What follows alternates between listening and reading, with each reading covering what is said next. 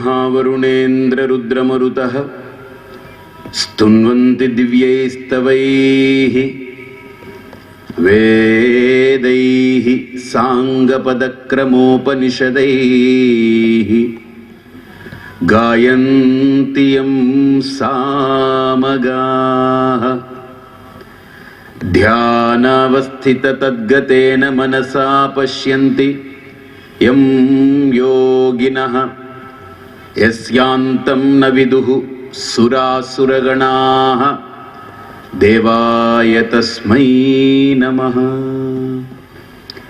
ओम दयानंदचरणो मनसा स्मरामि दयानंदचरणो शिरसा नमामि।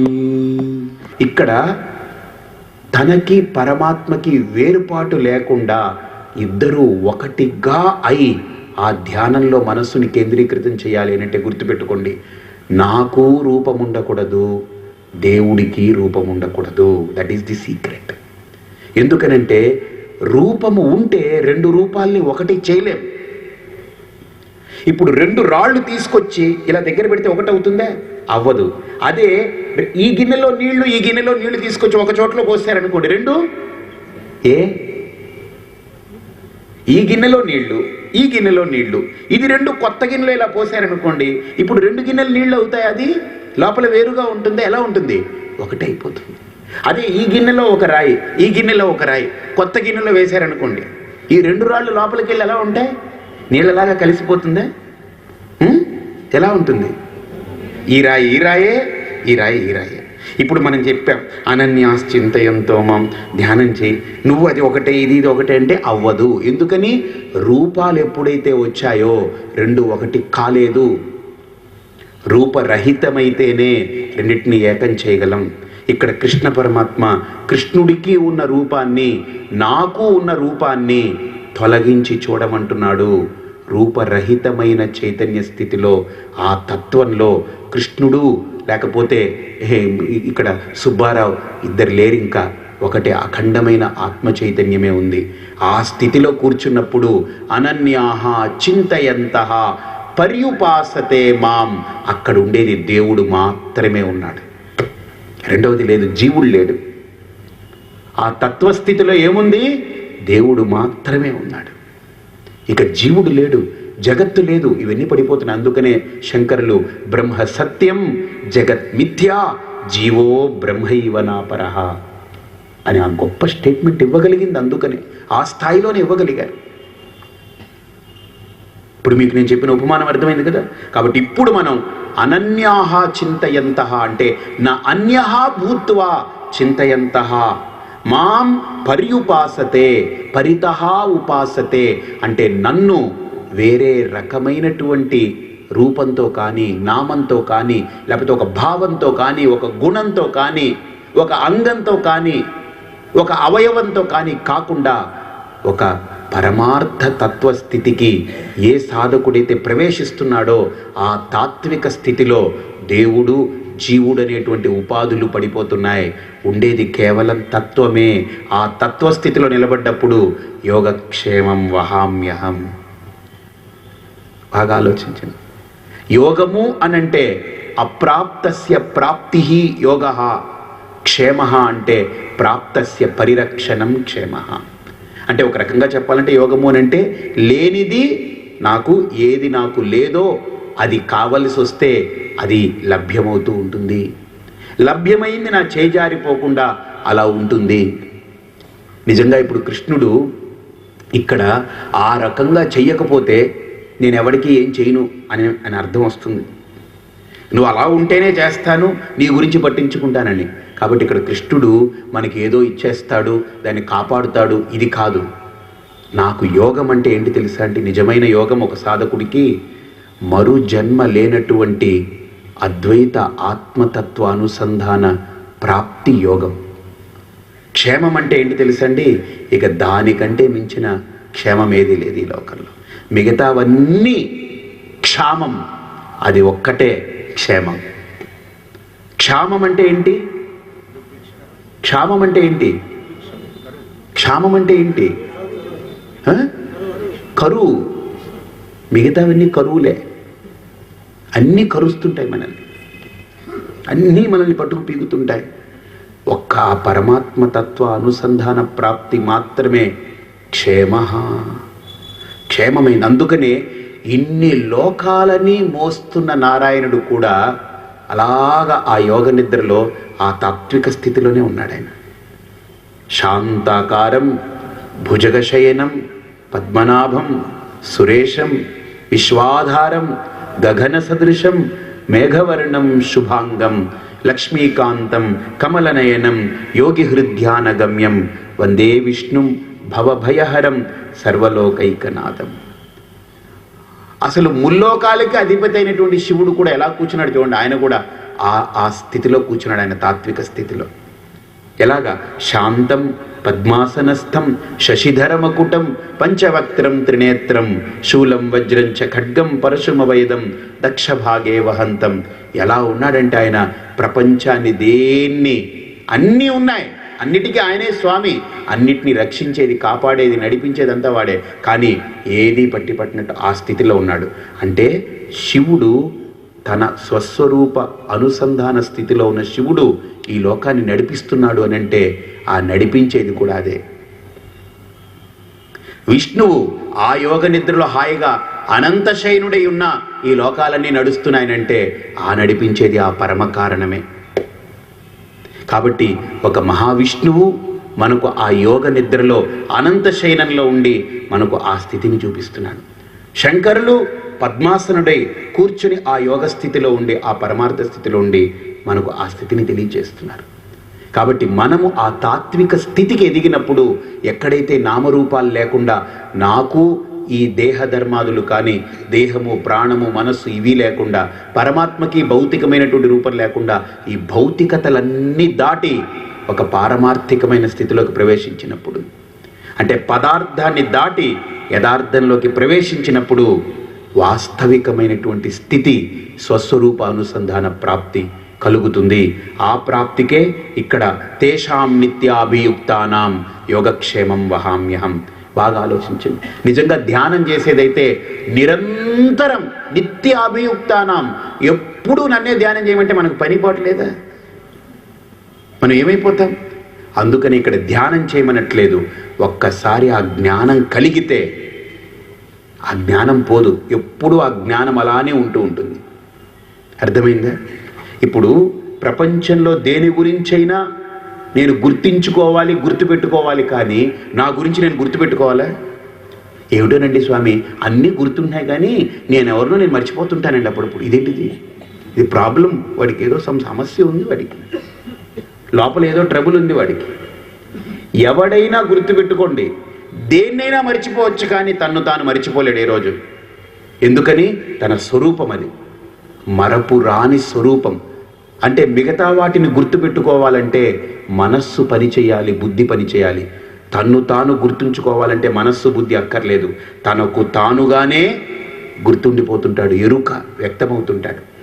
కాబట్టి ఇక్కడ ఒక్కసారి ఆ తాత్విక స్థితిలోకి వెళితే, స్వస్వరూప స్థితిలోకి వెళితే గుర్తుపెట్టుకోక్కర్లేదు, నిరంతరం ఆ స్వరూపమే ప్రకాశిస్తూ ఉంటాం. ఆ స్థితిలో ఉండి ఉపనిషత్తు గీత అంటుంది, పశ్యన్ శృణ్వన్ స్పృశన్ జిగ్రన్ అశ్నన్ గచ్చన్ స్వపన్ శ్వశన్ ప్రళపన్ విసృజన్ గృహన్ ఉన్మిషన్ నిమిషన్ నపి. అందుకనే ప్రహ్లాదుడు అంటాడు, పానీయంబుల్ త్రాగుచున్ కుడుచుచున్ సంభాషించుచున్ అంటాడు ఆయన. హాసలీలా వినోద క్రీడముల్ సలుపుచున్ కదా. ఏం చేస్తున్నా సంతత శ్రీహరినామ చిత్తంబు. ఎల్లప్పుడూ ఆ పరమాత్మ తత్వ హృదయంతో బ్రతికేవాడికి వాడు ఎన్ని పనులు చేస్తున్నా వాడి స్థితి వాడిదే, వాడి యొక్క స్వరూపం వాడిదే. కాబట్టి ఇక్కడ తేషాం నిత్యాభియుక్తానాం యోగక్షేమం వహామ్యహం. ఇప్పుడు అలా కాకుండా మనం ఏదో కోరికల కోసం ఏదో ఒక దైవాన్నో లేకపోతే ఏదో డబ్బు కోసం మతం మారుస్తాం, కోరికల కోసం దేవుళ్ళని మారుస్తాం. ఎవడైనా వచ్చి ఇది నువ్వు ఎంతకాలంగా చేస్తున్నావు, ఇది చాలా కాలంగా చేస్తున్నట్టున్నావు, ఏమీ లేదు, ఈ దేవుడిని పట్టుకొని నీకు త్వరగా అయిపోతుంది, ఇదేంటి పద్ధతి, నాకు చూపించండి, త్వరగా తీర్చే దేవుడు నాకు చూపించండి, ఎవడు నేను వాడిని చూడాలనుకుంటున్నాను. అసలు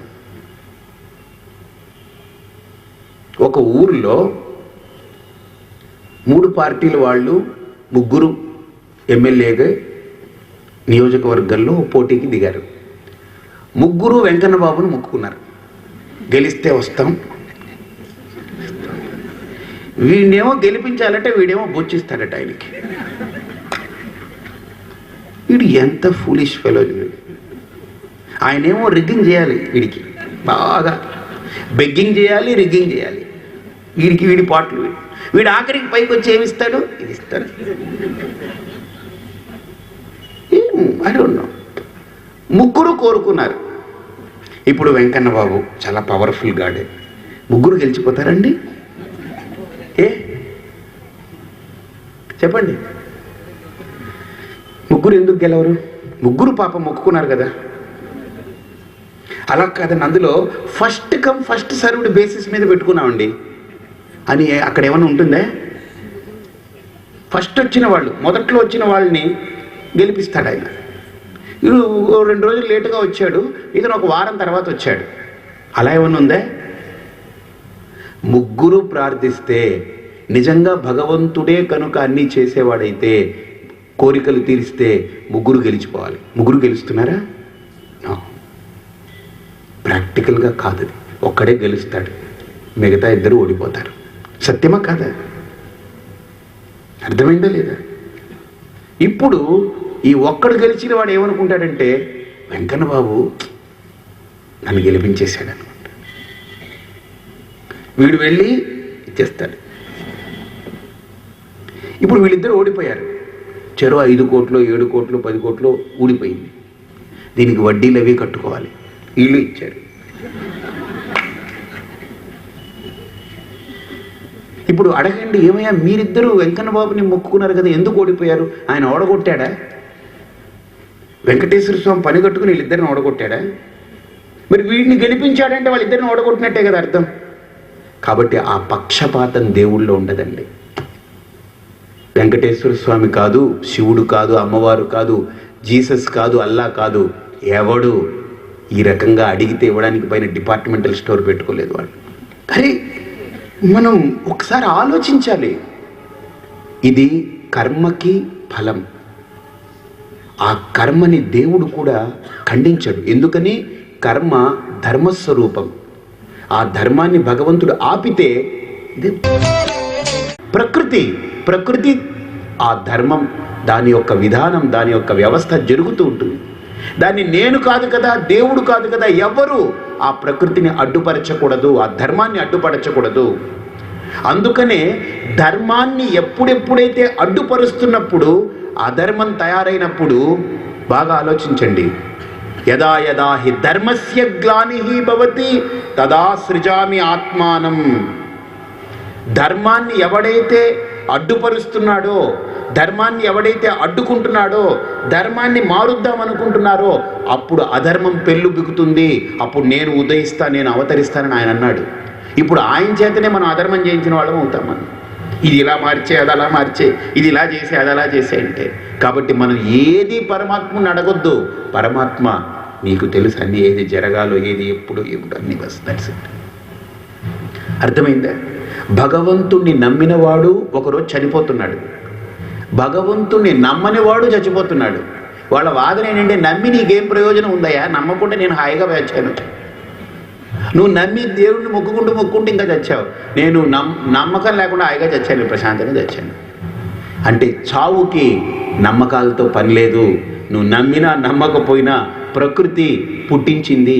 పుట్టేటప్పుడు ఏమైనా దేవుడా దేవుడా దేవుడా అనుకుని పుట్టావా? పోయేటప్పుడు కూడా అదే ప్రకృతి. కాబట్టి చావు పుట్టుకలకి బ్రతుకులకి పవిత్రమైన పరమాత్ముణ్ణి వీధిలోకి లాగొద్దు, రోడ్డు మీదకి ఈడ్చొద్దు. మన బ్రతుకులకి, మన రాగద్వేషాలకి, మన ఊహలకి, మన కోరికలకి, మన చావు పుట్టుకలకి భగవంతుణ్ణి, పవిత్రమైన పరమాత్ముణ్ణి రోడ్డులోకి ఈడ్చొద్దు మనం. అందుకని ఇక్కడ పరమాత్మ అంటున్నాడు, శ్రీ భగవానువాచ ఏప్యన్య దేవతా భక్తాః యజంతే శ్రద్ధయాన్వితాః తేపి మామేవ కౌంతేయ యజంత్య విధిపూర్వకం. యజంతి అవిధిపూర్వకం. ఇక్కడ పైన యజంతే శ్రద్ధయాన్వితాః అంటే కొంతమంది శ్రద్ధతో ఆరాధిస్తారు, కొంతమంది అవిధి, అంటే శాస్త్రము గీస్త్రము తెలియదు వాళ్ళకి, ఏది పడితే చేసి చేస్తారు, కానీ వాళ్ళకి ఏదో భక్తి ఉంది. కానీ వీళ్ళిద్దరి దృష్టి దేని మీద అంటే భగవంతుడి మీద కాదు, వీళ్ళు కోరుకున్న దాని మీద దృష్టి. దేవుడు గుడికి వెళ్ళినా కూడా కొంతమందికి దేవుడిని కళ్ళతో చూస్తుంటారు, లోపల వ్యాపారం మొదలుపెట్టిన అట్లా ఇంత వచ్చేసేయాలి, నా కొడుకు పాస్ అయిపోవాలి, మా ఆవిడికి ఇప్పుడు ఇది అయిపోవాలి, లేకపోతే మా కూతురికి పెళ్లి త్వరగా మంచి సంబంధం వచ్చేయాలి, కట్నమే ఆడకూడదు నా కూతురికి, కానీ నా కొడుకుకి చూస్తున్న మంచి కట్నం రావాలి, మంచి గురించి రావాలి, మా కూతురికి కట్నమే ఆడకూడదు కానీ మంచి సంబంధం వచ్చేయాలి, వాడు మా అమ్మాయిని ఇలాగనే అట్టుపెట్టు పట్టుకుపోవాలి. ఏమి ఇది లేకుండా దేవుడు కూడా చూస్తాడు. మీ అమ్మాయిని ఇలానే పట్టుకుపోవాలా, కట్నం ఇవ్వక్కర్లేదా, సరేలే రాత్రి ఈ దేవుడితోనే పట్టుకుపోతాడు, ఏమి ఇబ్బంది లేకుండా పట్టుకుపోతాడు. కాబట్టి మన కోరికలు ప్రెషర్ లోపలికి వెళ్ళి దేవుడి దగ్గరికి వెళ్ళి ఇదే కోరేసుకుని ఒక గందరగోళం అయిపోతాం. వీడు లోపలికి చాలామంది నేను చూస్తుంటాను, తిరుపతిలో ఎంత ప్రశాంతంగా హాయిగా క్యూలో నడిచెళ్ళి కొంతమందిని చూస్తున్నాను, ప్లెజెంట్గా ఉంటారు, అంటే లోపల ఏం ఉండదు వాళ్ళకి, ఇది కోరుకోవాలి, ఇది మొక్కు, ఇది తీర్చాలి, దీన్ని అడగాలి. వాళ్ళు పరమాత్ముని చూడడానికి వెళ్తారు, చూసి వస్తారు. కానీ ఈ ప్రెషర్తో వెళ్తారు చూసారా, వాడు బయటకు వచ్చిన తర్వాత కూడా అంటే వాడికి చంచలం, ఎన్ని అడిగేశాను ఆయనకి వినపడిందో, వెనకాలాడేదో మొత్తుకుంటున్నాడు, ఈ పక్కన వాడు మొత్తుకున్నాడు, ఈలోపు అక్కడ వాలంటీర్లు పదండి అంటున్నారు, ఇదన్నీ అక్కడికి వెళ్ళాయో లేవు, లేకపోతే ఆయనకి మధ్యలో ఏదైనా తేడా వచ్చి ఇలా చూసుకున్నప్పుడు ఏమైనా ఇది నన్ను పట్టించుకోలేదేమో, మళ్ళీ ఇంకొకసారి అవకాశం ఉంటే మళ్ళీ విఐపి బ్రేక్ దొరికితే వెళ్ళిపోయి మళ్ళీ ఇంకోసారి గోకొద్దాం, కొలికెద్దాం. వీడి ఫీలింగ్స్ ఇలానే తగులెడుతుంటాయి. కాబట్టి ఇక్కడ ఏప్యన్య దేవతా భక్తాః యజంతే శ్రద్ధయాన్వితాః తేపి మామేవ కౌంతేయ యజంత్య విధిపూర్వకం. అంటే అవిధిపూర్వకం యజంతి, వాళ్ళకి విధి నిషేధాలు వాటితో సంబంధం లేదు. రెండోది, కొంతమంది శ్రద్ధతో విధితో చేయొచ్చు, కానీ వీళ్ళిద్దరూ చేసేది రాజసిక తామసికమైనటువంటి పూజలే తప్ప సత్వప్రధానమైంది కాదు. రాజసిక పూజ నాకు ఇది కావాలి, అది కావాలి, ఇది కావాలి, అది కావాలి. తామసికమైన పూజ నాకు ఇవన్నీ కావాలి, వాళ్ళకి ఎవరికి ఇది ఉండకూడదు. అర్థమైందే? తామసికమైన పూజ ఎలా ఉంటుంది, నాకు ఇవన్నీ కావాలి కానీ వాడికి ఏమి ఉండకూడదు, వాడు దెబ్బతినాలి. కానీ సాత్విక పూజ నాకు నీకు గురించి ఉండదు, గుర్తుపెట్టుకోండి. నాకు నీకు అనేది ఉండదు సాత్విక పూజలో, అంత పరమాత్మ నీవే, పరమాత్మ నీవే. యద్యత్ కర్మ కరోమి తత్తదఖిలం శంభో తవారాధనం. అది ఒక సాత్వికమైన. మీరు ఎప్పుడైనా ఒకరోజు ఒక పూజ చేయండి దేవుడి కోసమే. పరమాత్మ నువ్వు చల్లగా ఉండాలయ్యా, నువ్వు బాగుండాలి, నువ్వు హాయిగా ఉండాలి పరమాత్మ, నీకు ఏ లోటు ఉండకూడదు, నీ వల్ల ఈ లోకమంతా సుభిక్షంగా ఉంది, నువ్వు చల్లగా ఉండు నాయన, నువ్వు హాయిగా ఉండు, నీకోసం నేను పూజ చేస్తున్నాను. That's it. ఒక్కరోజు ఆ పూజ చేసి చూడండి, మనస్సు పెట్టి. అసలు మీ మనస్సు ఎంత తేలిపోతుందో ఆ రోజంతా కూడా. ఆ రోజంతా మీకు ఎలా అయిపోతారంటే, దేవుడు బాగుండాలని కోరుకున్న మీరు గొప్ప దేవుడైపోతున్నారు, గుర్తుపెట్టుకోండి. అర్థమైందా? దేవుడే బాగుండాలని కోరుకునే మీరు గొప్ప దైవం అయిపోతుంది లోపల. భావన పవిత్రమైన భావన అండి అది. అసలు ఆ భావనతో మనస్సు మొత్తం అన్ని కల్మషాలన్నీ పోతాయి.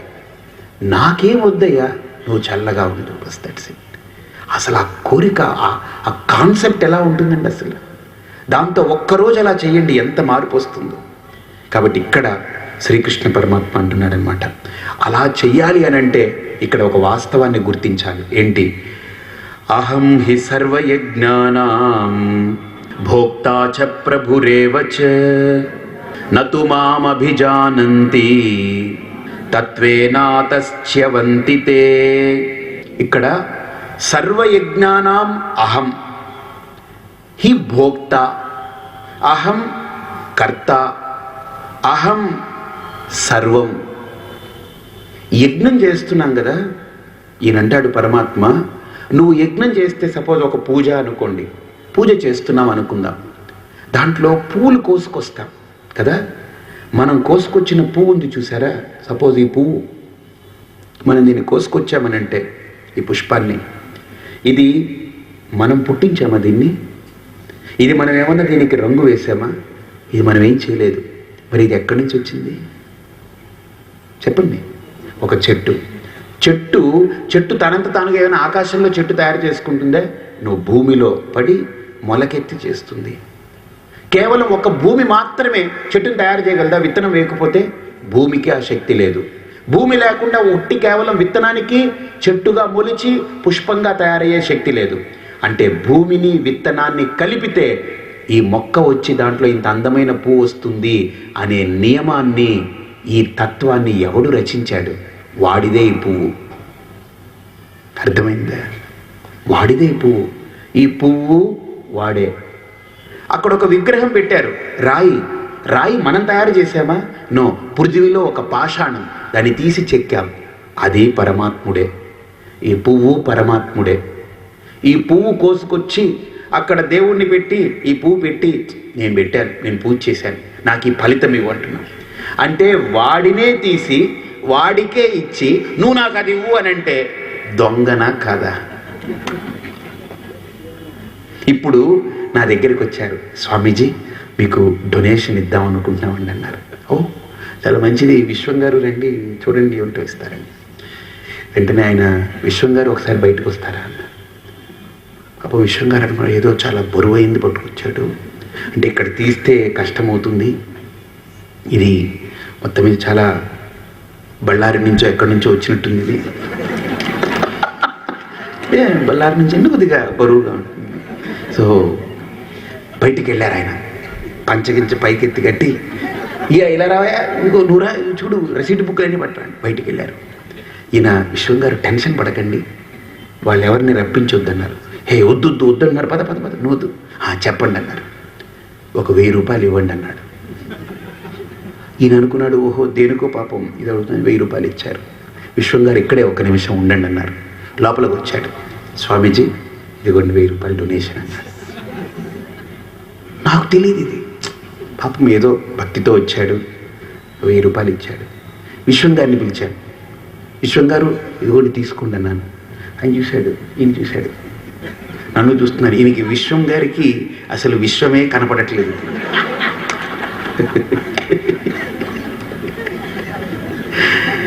విశ్వానికి విశ్వం లేదు, విషయం లేదు, అసలు విశ్వాసం లేదు, ఏమీ లేదు, అంత ఇదిగా ఉంది. ఈయన అడిగారు, ఏమండి మీరు డొనేషన్ అన్నారు, ఇదేనండి అంటే, ఇది నేనిచ్చా, అదేనండి. మరి స్వామీజీ కండి, అదేనండి. మరి డొనేషన్ ఎవరి పేరు రాయాలండి? నా పేరు రాసుకోండి.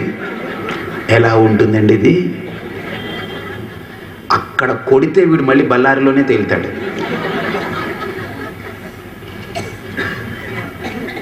ఒప్పుకుంటామా మనం? నా జోబిలో డబ్బు తీసి నాకే డొనేషన్ ఇచ్చి నా పేరు రాయన్నట్టుగా, పుష్పము పరమాత్ముడే, అక్షతలు పరమాత్ముడే, కుంకుమ పరమాత్ముడే, రూపము పరమాత్ముడే, ఆసనము పరమాత్ముడే, నీళ్లు పరమాత్ముడే, పంచపాత్ర పరమాత్ముడే, మనం పెట్టిన పీఠ పరమాత్ముడే, అన్ని పరమాత్ముడే. నేను పరమాత్ముడినే పరమాత్ముడికి ఇచ్చి నేను పూజ చేశాను, నాకు ఇది చేసి పెట్టు అంటే ఇది అంతకంటే పెద్ద దొంగతనమే అవుతుంది.